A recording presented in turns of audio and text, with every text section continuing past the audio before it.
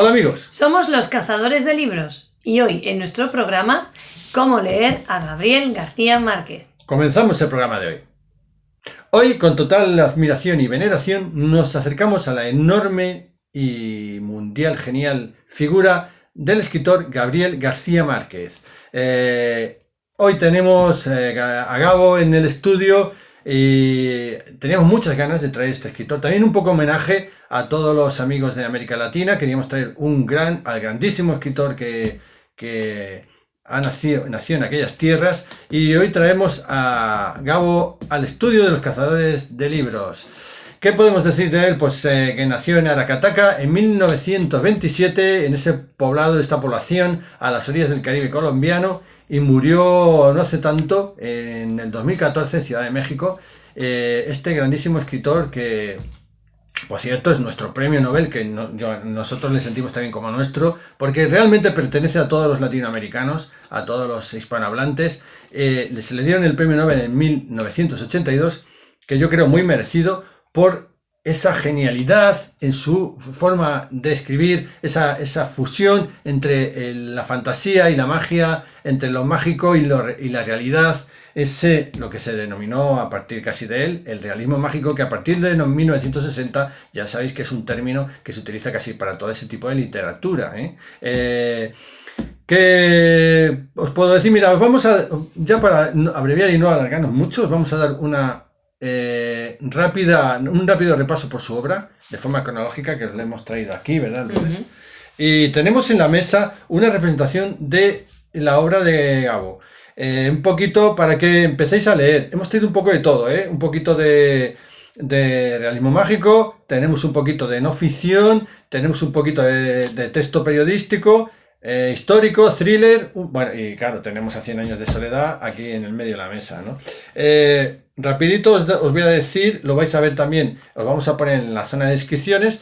Tenemos aquí, mira, de novelas por orden cronológico. La primera novela, la que publica en el periódico El Espectador, y luego ya la publica él, creo que es sobre los años 70, bueno, pero la primera novela, 1955, La hojarasca. Luego, El coronel no tiene quien le escriba, ya os contaré que es muy graciosa esa novela, del año 61. En el año 62, La mala hora. 100 años de soledad, en el 67. El otoño del patriarca, en el 75. Crónica de una muerte anunciada. Un pedazo. Es que voy diciendo las novelas, todos son enormes, ¿no? Se me va la olla.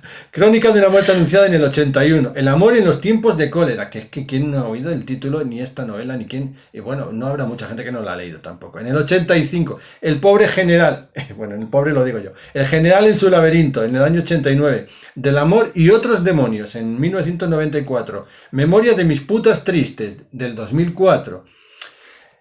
Nos saltamos ahora a un poquito de cuentos que tiene Los funerales de mamá grande, en 1962, La increíble y triste historia de la cándida Heréndira y de su abuela desalmada, 1972, Ojos de perro azul, en el 72 también, 12 cuentos peregrinos, en el 92, narrativa de no ficción ahora, vendría, pues voy un poquito de prisa para no hacerlo largo, Relato de un náufrago, que le tenemos por aquí, que ya os contaremos, en el año 70, La aventura de Miguel Litín, clandestino en Chile, 1986, y Noticias de un secuestro, en el 96. Además de periodismo, memorias, teatros, discursos, hay guiones, 100 y la madre de entrevistas para la televisión, en fin, toda una vida dedicada a la literatura, a las letras, como la que nos brindó Gabriel García Márquez. Vamos a empezar, si quieres, por desentrañar su obra, pero a lo mejor había que dar una pinceladilla rápida, porque no vamos a hablar de su biografía, porque bueno, es que viene en todos los lados, pero sí acercarnos a quién era Gabriel García Márquez. Y yo creo que aquí viene muy bien, ¿no? Sí, era un poco como persona, qué pensaban de él sus amigos, claro, ¿no? Más cercanos. Aquí viene muy bien, porque sí. Yo creo que puedes leer lo que nos cuenta Álvaro Mutis Jaramillo, este poeta y escritor colombiano, que le conoció muy bien. Álvaro Mutis pues, estaba muy unido a él en mucha época de su vida, y nos cuenta aquí, mira, aquí lo titula él, Lo que sé de Gabriel. Y creo que nos vamos a ir con unas imágenes de Gabo y con la voz maravillosa de Lourdes. Venga. Conocí a Gabriel García Márquez hace 42 años, una noche de tormenta en el barrio de Bocagrande, en Cartagena. Me lo presentó Gonzalo Mayarino, su compañero de Facultad de Derecho en la Universidad Nacional y ya su admirador irrestricto.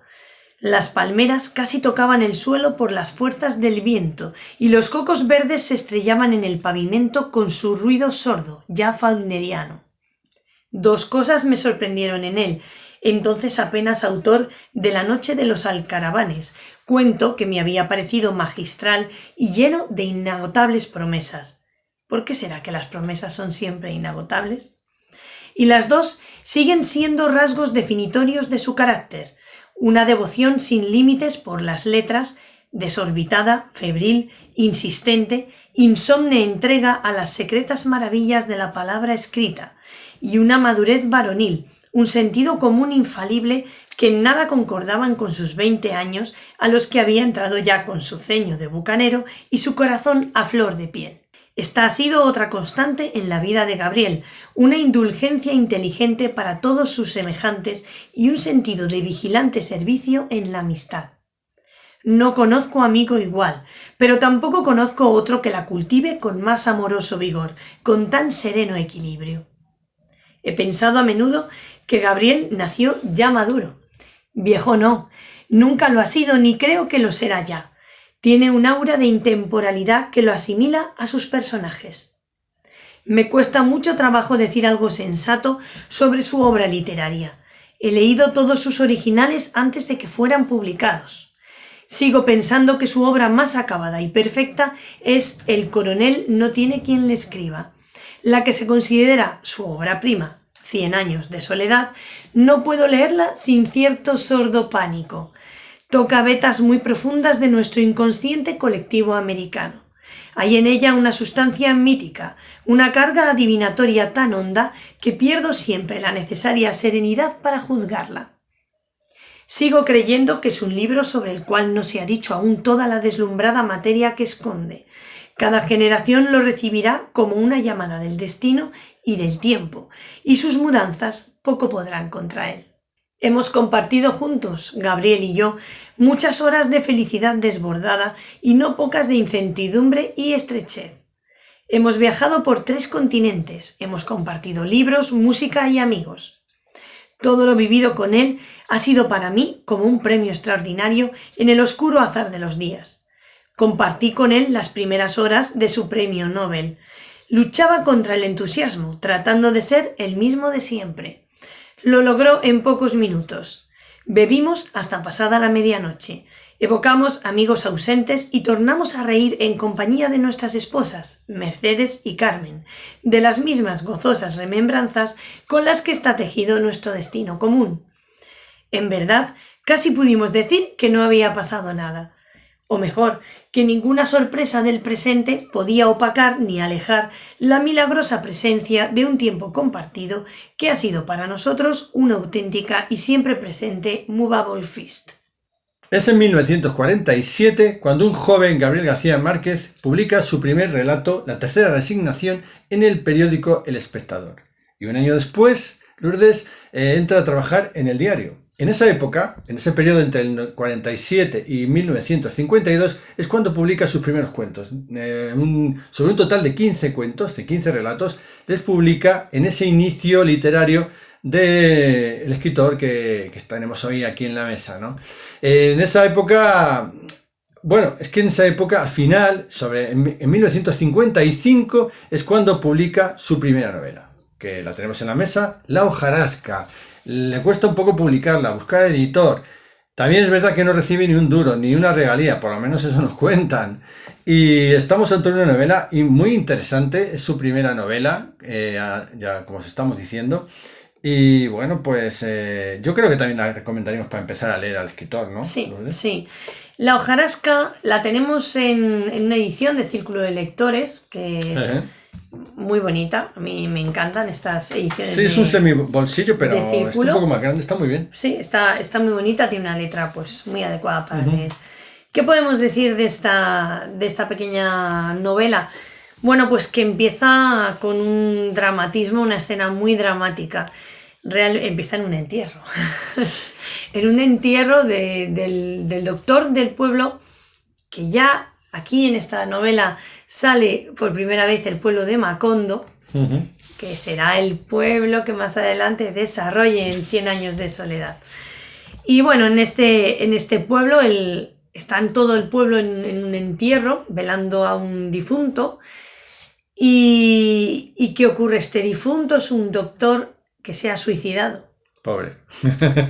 Sí, lo que pasa es que hay algo más aquí. Y Gabriel García Márquez, de forma magistral, coge algunos de los personajes que están en ese momento en el velatorio y con sus pensamientos van atrás en el tiempo y nos lleva a toda la historia que ha llevado a este hombre al suicidio. Es una historia así cruel, hay muchas cosas de por Sí, porque medio. en esta novela se le ve ya las maneras, empieza a perfilar personajes. Ya sabéis que eso era su gran destreza, cómo perfila a los personajes, cómo les funde entre un poquito realidad y ficción, en ese ensueño que distingue cada personaje, y cómo se va moviendo por la historia, y ya en esta novela ya empieza a respirar un poco lo que años después sería lo que encontramos en 100 años de soledad, ¿verdad?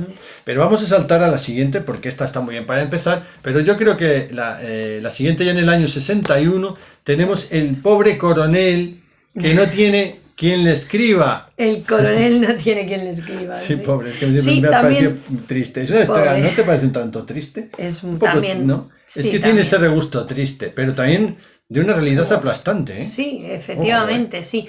De hecho, el protagonista es un viejo coronel del ejército que ha participado en la guerra civil y que ya jubilado espera su pensión. Y va todos los días, todas las semanas a la oficina de correos a ver si le ha llegado su pensión para poder cobrar algo, porque es que se están literalmente casi muriendo de hambre, están en la miseria. Y bueno, es una historia que se dice que está basada en hechos reales. Y bueno, cuenta la historia de este coronel, su mujer, su hijo, bueno, y un gallo como el protagonista secundario, un gallo de pelea, que será el centro de la trama y una y otra vez. Y bueno, está lleno pues, de situaciones, sobre todo sociales, pues dramáticas. Y bueno, os lo recomiendo. Por cierto, que como suele ocurrir, a él, según Gabriel García Márquez, esta era la obra que más le gustaba a él, la que le parecía más auténtica, la que le parecía que llegaba más, desde su desde su punto de vista. Pero también es verdad que él decía, y dijo un poco de forma amarga, que tuvo que escribir, bueno, lo decía también de forma humorística, dijo que escribió 100 años de soledad para que la gente leyera la novela del pobre coronel, o sea, os hacéis la idea, o sea, escribió este pedazo de obra, esto era la excusa para que leyeran esta, es lo que decía él, Sí. o sea, porque la verdad que es que tuvo repercusión, pero no mucha, y sí es verdad que, la verdad es que sí es cierto que a partir de 100 años de soledad se empezaron a leer las novelas anteriores, claro. que tenía. Y nos vamos ya, que lo hemos dicho, a 100 años de soledad, que es la siguiente, que publica en 1967 en Buenos Aires, ¿no? ¿Y por qué lo publica en Buenos Aires, Lourdes? Bueno, pues esta es una historia muy curiosa que se le da lamentablemente a muchos escritores, ¿no? Y cuando Gabriel García Márquez tenía ya acabada 100 años de soledad, pues dijo, bueno, voy a la editorial más famosa del momento, a la que más está vendiendo, y a intentar pues ver si mi libro les gusta y me lo publican. Y allí pues se la envió a la editorial Seix Barral de Barcelona, que era pues por aquellos entonces... La pera bote, vamos. Sí, la pera. Y bueno, cogieron la novela y el editor... Dicen algunas malas lenguas que ni se lo leyó. Malas lenguas que hay la gente, que pérfida es la gente. Pero que bueno, básicamente le dijo, yo esta novela no la veo. No, esta novela no vas, como que no sirve. Le dijo que no servía para publicar. Era un editor con mente visión de futuro y mente preclara, Ahí se vio, Vamos, que no se la publicaron. Y entonces dijo, bueno, pues, y buscó y la llevó a la editorial de Buenos Aires, donde allí el editor dice, o bueno, ya después de la historia me imagino que habrán cambiado las cosas, ¿no? Pero bueno, dice el editor que le dijo que sí a la publicación, le dijo que tan solo leyendo la primera frase, ni tan solo el primer párrafo, ya sabía que iba a ser un éxito. Ajá, pues hombre, eso, mira, ahí sí que tuvo mente y visión de futuro, ¿eh? También te lo digo. Estamos ante una obra de todas formas que también hay que decir un poquito. Mira, yo voy a explicar un poco qué sensación me dio a mí esta novela, ¿no? Esta gran novela. Me dio una sensación de ilusión, de sumergirme en este mundo que te subyuga y te atrapa. O sea, es una novela que te atrapa. También es verdad que te puede gustar o no gustar. Hay mucha gente que no le gusta, le parece demasiado densa, pero no es porque sea densa, es que te atrapa. O sea, tiene, por ejemplo, mira, es que la analices, temática, claro, la puedes analizar desde dramatismo. muchos puntos de vista. A mí, por ejemplo, la gestión del tiempo en la novela me parece fascinante. O sea, esa gestión que en momentos cíclica, en momentos lineal, en momentos regresiva, en momentos infinita, en momentos evocadora, incluso tiene profética. Sí, Un poco. y claro, y además una y otra vez, los mismos personajes se llaman de la misma forma. Pero se van diluyendo. En generaciones. Tiempo, ¿eh? Se van diluyendo en Claro. las generaciones de forma cíclica. Y Aparte, es como un volver otra vez vuelta a lo mismo, ¿no? Los Buendía, esa generación tan marcada durante toda su vida por la desgracia, la soledad, que realmente es eso, ¿no? Lo que les marca a cada personaje. Pues es que es una pasada cómo les va envolviendo en una y mil historias, ¿no? Es que lo mete todo, desde guerras, desde, podríamos decir, fantasmas, porque aquí es donde explota su realismo mágico también. bueno, es que tiene una parte que no es real, es ficción, vamos a decir, o una fantasía ficción, y una parte que es real en la novela. No De sabes. forma fundida, de tal manera que como hiciera en su día Cervantes, y mira, no me importa decirlo y ni compararlo, que yo en mi opinión, como hiciera Cervantes de generar un realismo mágico también se puede decir, con una ficción y una realidad cruda que tenía de aquella España de la época, hace también Gabo en su novela, con una época cruda, dura y difícil en su mundo, en su tierra, en toda la zona de América Latina, se puede decir, y a la vez, a través de esta ficción, esta magia, que te hacía un poco que pareciera irreal lo que estaba contando, irreal al mismo tiempo, ¿no? Claro, porque es como que la magia lo traes al plano real. O sea, realmente existe esa magia. Claro, luego, Entonces, aparte de mil cosas más que tiene la novela, pues desde Claro. todo tipo, trata desde el incesto a la traición, desde la evocación a la profecía, desde la cruda realidad a la vida cotidiana. O sea, es que lo tiene Sí, todo metido aquí. Porque de hecho es como un pasar de la vida, del desarrollo del pueblo de Macondo, el desarrollo económico, social, todo es como esa creación de Incluso ese yo creo que pueblo. tiene hasta algo suyo autobiográfico, de aquellas épocas en su ciudad natal a orillas del Caribe, ¿no? Y bueno, habla mucho, también habla creo. de que si las masacres y guerras y todo está muy interrelacionado. Ya sabéis que Gabo era al principio pues un hombre muy idealista y que buscaba la justicia. Lo decía él en sus artículos periodísticos, ¿no? Buscaba la justicia del mundo, el equilibrio social. Bueno, se le ha criticado. Mira, no vamos a entrar en críticas porque un personaje tan controvertido era un ser humano. No, todos los seres humanos tenemos lados oscuros, lados luminosos. No se puede hacer la semblanza de una persona cortándola solo con el cuchillo por un lado. En nadie somos así. Entonces, ni las personas geniales ni los grandes escritores son así. Entonces, estamos hablando de su obra. Su persona será controvertida, no controvertida, más inclinada hacia un lado político de tal, un lado político de cual, ahí no vamos a entrar. Nosotros sí que compartimos muchas de las cosas que él decía. Y, de hecho, él dijo que no era de ningún partido político. No, él dijo que no era, que no era. Pero bueno, hay muchas cosas y se le ha acusado de todo, de sus ideas políticas, se le ha acusado de plagio en los libros, se le ha acusado de tantas cosas, pero a quien que sea eminente no se le acusa de todo, porque envidiosos y gente que está ahí en la sombra criticando y no sabe hacer la O con un canuto, hay para aburrir y llenar barcos, ¿eh? Entonces, nosotros solo mira, esto para nosotros solo es admiración y homenaje, ¿eh? Es lo que queremos decir. Pero esta obra, ya os lo decimos, el culmen de su trabajo, Sí. es a veces difícil de leer, ¿eh? Claro, Entonces, bueno. claro, es normal. Y también destacar de 100 años de soledad que entra dentro de los 100 mejores o considerados los 100 mejores Mira, libros sí, ahora que lo dices. a nivel Tengo aquí internacional. datos, fíjate, de la tirada. Sí, ¿eh? sí. Fíjate, dice que cuando se... Tengo aquí los datitos, ¿no? Que no me les sé de memoria. Cuando se hace el lanzamiento, que se hacen 8.000 ejemplares, se lanzan, que no parecen muchos, ¿verdad? Porque 8.000, pues ya no son muchos. Pero es que 8.000 se hacen en el año 67 y hasta el día de hoy dice que se llevan vendidos más de 30 millones de ejemplares traducidos a 35 idiomas, Lourdes. O sea, toma ya novela y media, ¿eh? De hecho, nosotros tenemos la edición conmemorativa. Sí, está muy bien esta que edición, ¿eh? le Os la hizo recomendamos. la Real Academia Española y la Asociación de Academias de la Lengua Española.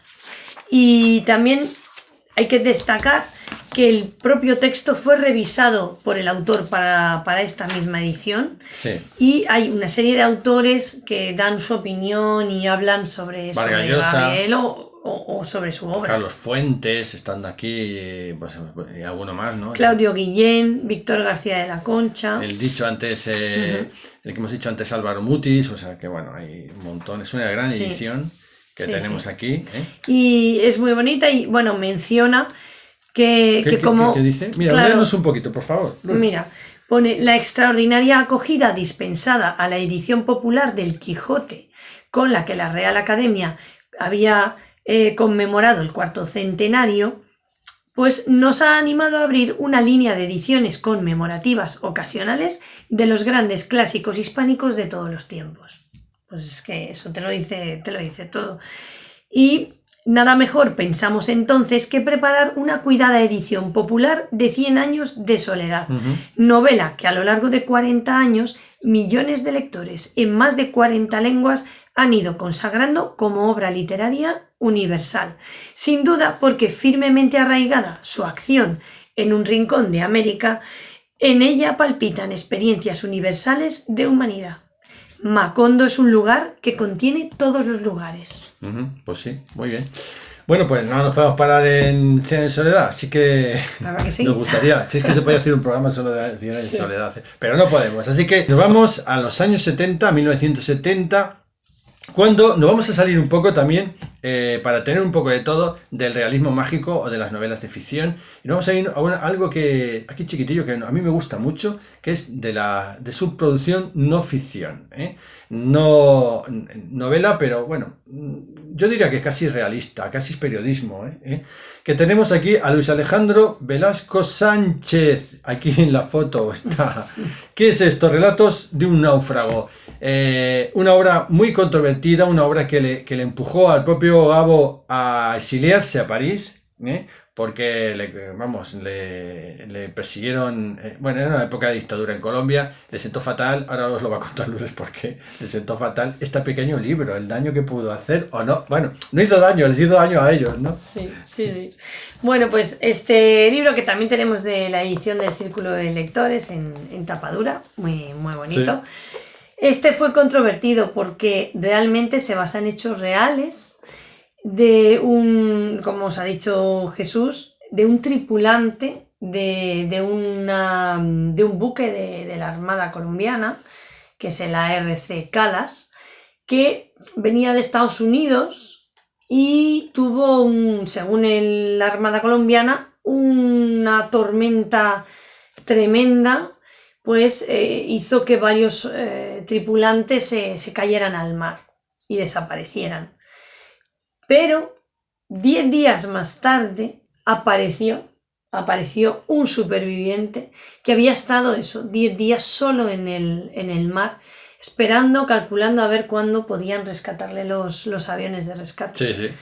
Y este testimonio, que al principio se le trató como si fuera un héroe nacional, luego ya cuando él en una serie de entrevistas, bueno, pues fue al final confesando que lo que realmente había ocurrido en el buque es que una carga de contrabando se había desplazado en la cubierta y había lanzado a todas estas personas al mar. Entonces, claro, este relato lo recoge Gabriel García Márquez y evidentemente pues fue un absoluto escándalo. No sentó nada bien, ¿eh? No me extraña. De hecho, el que ya fue considerado héroe se le apartó, bueno. Bueno, pues Y eso nada. le hizo exiliarse a París. ¿eh? Os animamos a leerlo. Sí, aparte que es una de las novelas que tenemos, de las primeras que tenemos, yo creo que fue la primera, o la hojarasca o esta. Estas son de las primeras que tenemos, de las primeras lecturas que hicimos de Gabriel García Márquez. Así que ya veis por dónde empezamos a cometer su lectura. No habíamos todavía leído Cien años de soledad. Bueno, aquí os decimos un poco el orden que estamos llevando. Ese sí, está bien. Primero la hojarasca, después el coronel, después Relatos de un náufrago, después Cien años de soledad, Relatos de un náufrago, y ahora nos vamos a una colección que ya hizo RBA. Fijaros que RBA ya sacaba colecciones hace unos años, pues seguía haciendo, que la llamó Biblioteca de García Márquez. ¿Y qué tengo aquí de esa colección? Crónica de una muerte anunciada, del año 81, que... Es una fecha buena porque, por cierto, estaba antes que... Nací yo en el 81. No quiero decir nada. Esta es una buena fecha, no por el libro, ¿eh? No me importa anunciarlo. Porque no es una muerte anunciada, es un nacimiento anunciado. Sí. Bueno, pues en la crónica de una muerte anunciada, realmente Gabriel García Márquez lleva... A ver, déjame ver un poco la edición. Lleva una historia real a lo que podría considerarse una novela policial. O sea, con sí, es que es un thriller esto, ¿no? Es casi, sí, es como un thriller, de ese estilo, ¿no? Sí. Y bueno, sí que hay que decir que siendo Sucre, pues la población en la que él vivió de pequeño, pues cogió uno de los sucesos que se originaron allí. Y fue pues también como un ajuste de cuentas, algo así un poco muy cruel. La característica que tiene esta novela es que hay gran cantidad de personajes, porque mete a muchísima gente del pueblo que pudo estar implicada, ¿no? en el asunto. Y lo de crónica de una muerte anunciada es porque, claro, él se pregunta o nos quiere dar a entender que esta muerte quizá podía haberse prevenido si alguien hubiera movido un dedo para impedirlo, ¿no? Entonces, bueno, todo el rato trata de eso, de ver qué es lo que ocurre. Y bueno, pues muy, muy interesante.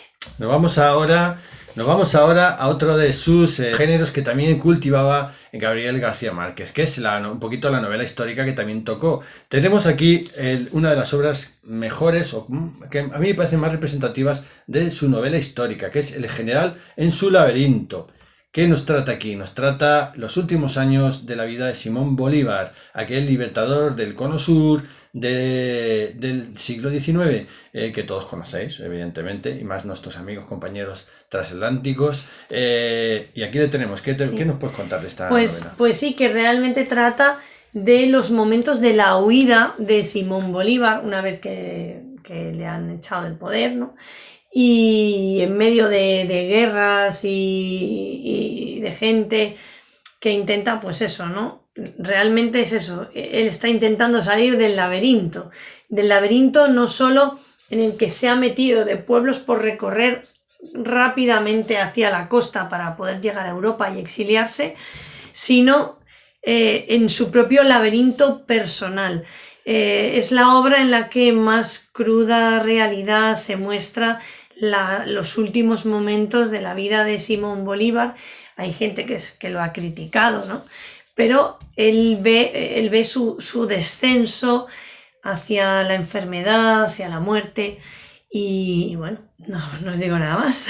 Muy bien, pues bueno, ya veis Os lo recomendamos. Yo creo que estamos poniendo un poquito de todo, ¿no? Novela histórica, un poquito de su policíaca, el realismo mágico que tiene, pero ¿qué nos falta, no? Notaréis aquí que nos falta algo. Bueno, pues algo de su trabajo periodístico. ¿Por qué lo hemos dejado para el final? Porque, bueno, a pesar de que la obra que os vamos a enseñar aquí de su trabajo periodístico es de su producción más temprana, de un Gabriel García Márquez que tenía 20 años, sí, cuando trabajaba cuando empezaba a publicar en el Universal de Cartagena, ahí entre el 48 y el 52, estos textos costeños. Tenemos el tomo número 2. hay 1 o 2 tomos.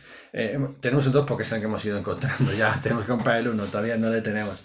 Y de estos textos costeños, que es una compendio, una antología de primeros relatos que publicó, como ya os digo, en el periódico El Universal de Cartagena, es muy curioso que la hemos dejado para el final, a pesar de ser de lo más nuevo o de lo primero que escribió, porque yo considero que es mejor empezar a leerla ahora, como os damos aquí, con estas novelas que os hemos ido dando en este orden, y luego dejar los textos costeños para el final, porque aquí están los antecedentes de muchas de las obras que vienen después. ¿De qué obras, Lourdes, me refiero yo? Bueno, el último de los pequeños relatos que vienen aquí se titula, que está aquí, La casa de los Buendía. Por ejemplo. Apuntes para una novela. Bueno, pues es mejor leer primero, por ejemplo, 100 años de soledad y luego leer esto. Sí, y es más, cuando hayamos leído parte de su obra y luego nos acerquemos a los textos costeños y a su primera producción con este Gabo de 20 años, con todos los sueños llenos de justicia en el mundo y de ganas de contar las cosas, lo vamos a leer con otra óptica, vamos a entender mejor cómo empezó y vamos a saborear mejor estos primeros textos más iniciales, en nuestra opinión. Además son más como, bueno, para leerlos un poquito, una lectura. Bueno, es una amalgama más, de antología, pues de lo que fue publicando en el más Universal, leve, ¿no? Sí, porque son pequeños fragmentos realmente. Y hasta aquí hemos llegado, ya no vamos a entender más. Yo creo que os hemos puesto un poquito de cada, de todo lo que tiene mucho, como ya os hemos dicho, y para que vayáis leyendo, si queréis seguir el orden que os hemos dado, estupendo. Sí. También podéis saltaros el orden y leer lo que os dé la gana. Hombre, pues es evidente, ¿no? Si no queréis directamente ir a por 100 años de soledad y tal, pues sí que es verdad que podéis leer alguno de los otros, Crónica de una muerte anunciada o El relato de un náufrago, antes de 100 años de soledad, para ver si os gusta la escritura, ¿no? de Gabriel García Márquez. Y esta vez que con toda nuestra admiración y todo nuestro homenaje, es el dedo dorado de estos cazadores, humildes cazadores de libros, apuntan a esa zona del cielo donde están los grandes escritores de todos los tiempos. Yo creo que a lo mejor nos está observando un poquito hoy y ve la admiración que todos sentimos hacia su trabajo, hacia su obra y la influencia que ha tenido a tantos y tantos millones de lectores que hemos disfrutado de sus libros.